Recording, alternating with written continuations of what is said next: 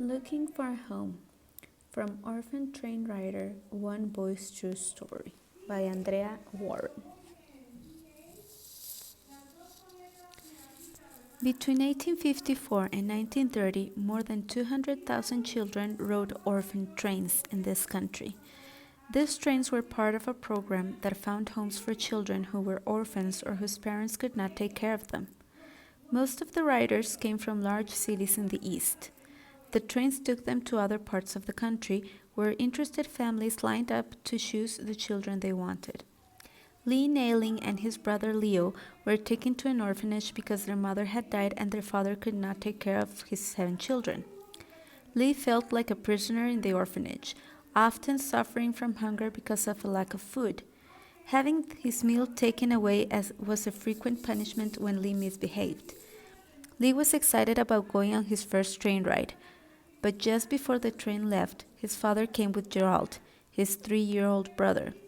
Lee was told to keep his 2 brothers with him and to write to let his father know they were settled. When Lee learned that he was on an orphan train, he was angry. He started thinking about getting away to find his father. As Lee's train continued its journey, his worrying increased. How would he ever find his way back to New York? What was going to happen to him and his brothers? As always, whenever the train stopped so that the children could get some exercise, people gathered to watch. After a few days on the train, the matron told the children that there would be stops in several towns. In these towns, people would have the chance to select children, but none of the children was sure what this meant. Lee tried not to think about it. The next day, the train stopped on a town, and instead of being allowed to play, the children were marched to a church and seated on the stage. A crowd of people began to talk to them, touch them, and ask questions.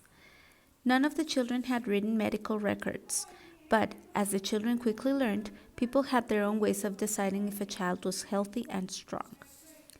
Lee remembers a farmer in overalls coming up to him and feeling his muscles. Then, the man stuck his hand in Lee's mouth and felt his teeth. Lee forced himself not to bite the man. When Lee glared at him, the farmer moved away. That day, Lee saw a small boy in the group being led away from his older brother. The little boy was screaming. I knew that all the family whose boys had was each other, Lee says, just like my brothers and me, and I knew this was going to happen to us. The amazing thing was that it hadn't yet. We were healthy youngsters, and someone looking for workers was bound to pick one of us sooner or later. There didn't seem to be a thing in the world I could do to prevent it. I got back on the train that day with such a sense of dread that I felt like the world was going to end. As far as I was concerned, that might be the best thing that could happen. Lee and his brothers had been on the train more than a week when it stopped in Clarksville, Texas. Of the 50 children who had started the trip, 25 had not yet been chosen by people in towns along the way.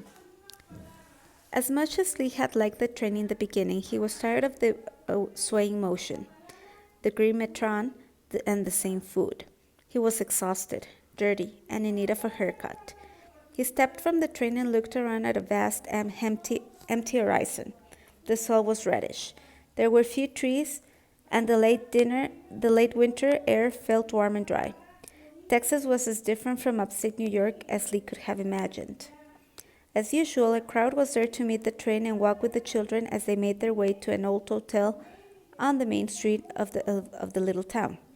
Everyone spoke with an unfamiliar accent, saying y'all and howdy.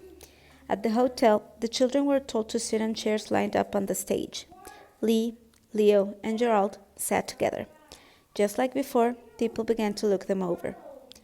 Then a man and his wife stopped in front of Gerald. The woman spoke softly to Gerald, and he smiled at her. When she opened her arms, he went right to her. Without a word to Lee and Leo, the couple walked away, holding Gerald. Lee wanted to run after them, to stop them, or to ask them to take him and Leo too, but he knew that the moment he stood up, he would be ordered to sit